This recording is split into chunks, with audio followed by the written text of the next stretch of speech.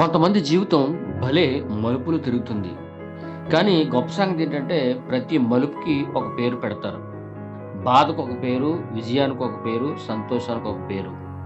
కానీ యోసేపు జీవితంలో అన్ని మలుపులు తగిలినా ఆయన ప్రతి దాంట్లో కూడా దేవునికే ఆపాదించాడు. ఒకవేళ బాధ కలిగితే పాఠం నేర్చుకోవాలని అన్నాడు. విజయం వస్తే దేవునిది అని అన్నాడు. అలాగన ఈ జూలై నెలలో 30 రోజులు కూడా యోసేపు గురించి మనం అనేక సంగతులు నేర్చుకుందాం. సర్వసాధారణంగా ఆయన పుట్టుక ఒక కుటుంబానికి సంతోషాన్ని ఇచ్చింది. కానీ దేవుడు ఆయన పుట్టించింది మాత్రం లోక రక్షకుణ్ణి పంపించడానికి ముందుగా ఏర్పరచుకున్న సాధనమై ఉన్నాడు. ఎందుకనంటే భయంకర పరిస్థితుల్లో ప్రపంచము అంతమైపోకుండా, కరువులో నాశనమైపోకుండా యోసేపును దేవుడు ముందుగా సిద్ధం చేసుకుని తన ప్రణాళికను ఆయన ద్వారా నెరవేర్చాడు.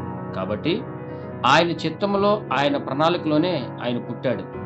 మరి ఎన్నో ఏళ్ల కన్నీటి ప్రార్థన రాహేలుకు ఫలించి యోసేపును ఆమెకు మాత్రమే కాదు ప్రపంచానికి ఆమె అందించింది.